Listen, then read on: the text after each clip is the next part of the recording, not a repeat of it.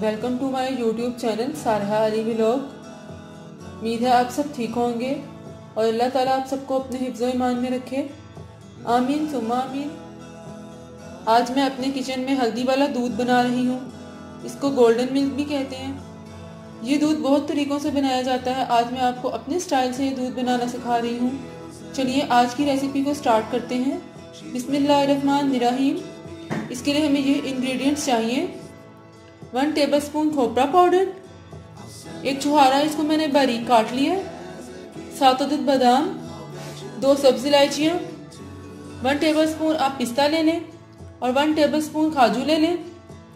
1 tablespoon हमें देसी घी चाहिए और 1 टेबलस्पून चीनी, हाफ टी स्पून हमें हल्दी चाहिए। अब मैं पिस्ता लूँगी, इसको मैं क्रश कर लूँगी। इसको मोटा मोटा सा आप क्रश कर लें।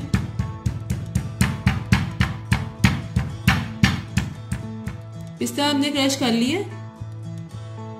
अब हम काजू को भी क्रश कर लेंगे।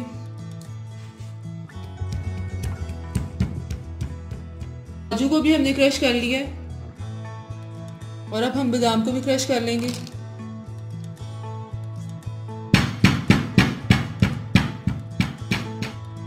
बादाम को भी हमने क्रश कर लिया।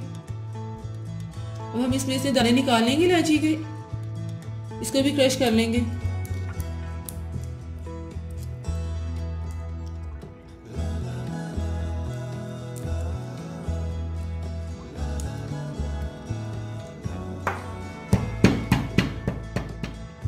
इलायची को भी हमने पीस लिया है।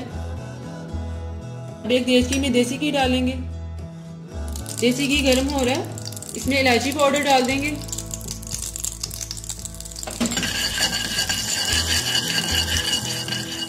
के बाद इसमें पिस्ता, छुहारा, बादाम, काजू,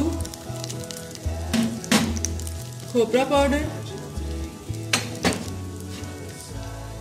चीनी और हल्दी डाल देंगे। उनको अच्छी तरह से भून लेंगे।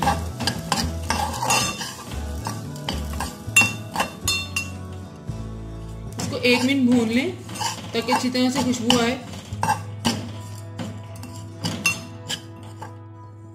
1 मिनट इसको भून लिया। अब जिसमें से खुशबू आ रही है इसमें हम दूध डाल देंगे।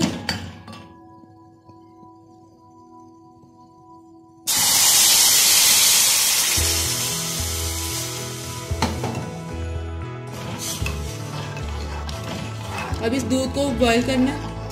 बॉईल करने के बाद इसको 2-3 बॉईल और आए ताकि अच्छी तरह से ये पक जाए। इसको अच्छी तरह चम्मच से मिक्स करते जाएं। आजकल वैसे भी विंटर सीजन है, ये बहुत अच्छा है हेल्थ के लिए, बच्चों बड़ों के लिए।